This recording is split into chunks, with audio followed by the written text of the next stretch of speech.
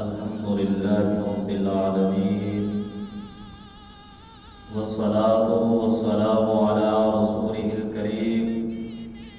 أما بعد فأعوذ بالله من الشيطان الرجيم بسم الله الرحمن الرحيم إن الذين يخشون ربهم بالغيب لهم مغفرة وأجر كبير آمنت بالله صدق الله العظيم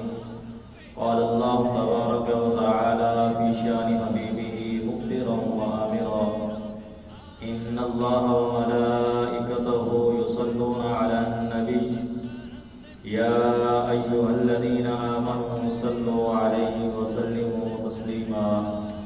اللهم صل على سيدنا ومولانا محمد وعلى آل سيدنا ومولانا محمد وبارك وسلم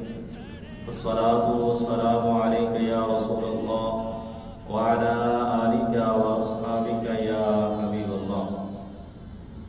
میرے عزیز دوستوں، آج کے ہمارے درس میں خشیت الہی کے حوالہ سے چند باتیں قرآن و حدیث کی روشنی میں آپ کے سامنے رکھی جائیں گی۔ دعا ہے رب ذوالجلال ہم سب کو سنانے کے بعد عمل پیرا ہونے کی توفیق نصیب فرمائے۔ سامعین و ناظرین، آپ کے سامنے قرآن کریم فرقان حمید سے جو آیہ کریمہ تلاوت کی ہے، اللہ رب العزت فرماتا ہے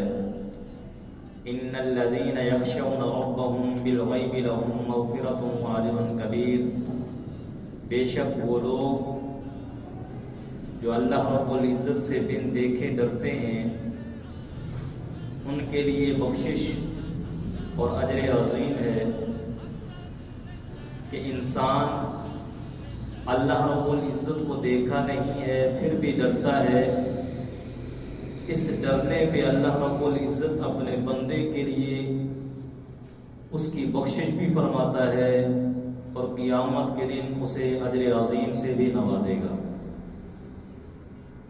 آقا علیہ الصلوۃ والسلام کی حدیث پاک میں یہ بات روزے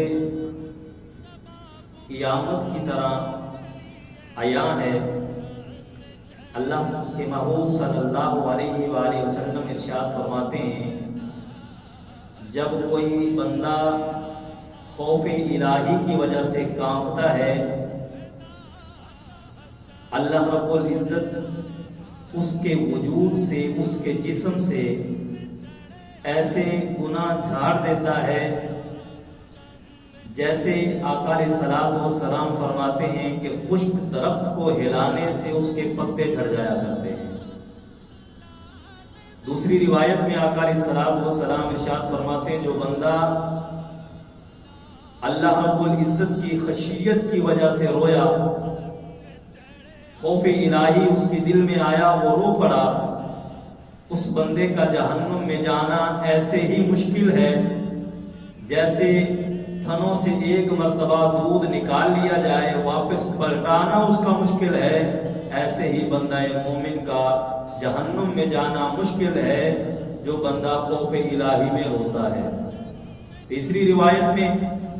آقا علیہ الصلوۃ والسلام ارشاد فرماتے ہیں کہ ایمان خوف اور امید کے درمیان مضمر ہے، چھپا ہوا ہے۔ انسان کو اللہ رب العزت پر یہ بھی یقین ہونا چاہیے کہ میرا رب میری بخشش فرمائے گا، میری مغفرت کر دے گا، اور دوسری طرف اس کو یہ خوف بھی ہونا چاہیے کہ میرا رب میری پکڑ فرما سکتا ہے۔ جب یہ دونوں چیزیں بندہ مومن کے سینے میں، دل میں سما جائیں گی، تب وہ انسان کامیاب ہو جائے گا۔ تو ہمیں بھی چاہیے کہ اپنی زندگی اس انداز میں گزاریں، بسر کریں تاکہ ہمارے سینے کے اندر خوف الہی بھی موجود ہو اور اللہ رب العزت کی رحمت کی امید بھی موجود ہو۔ جب یہ دونوں چیزیں موجود ہوں گی تو ہم دنیا میں بھی کامیاب ہو جائیں گے، قبر میں بھی کامیاب ہو جائیں گے، آخرت میں بھی کامیاب ہو جائیں گے۔ دعا ہے اللہ ہم سب کی حاضری اپنی پاک بارگاہ میں شرف قبولیت سے سرفراز فرمائے۔ وآخر دعوانا الحمدللہ رب العالمین۔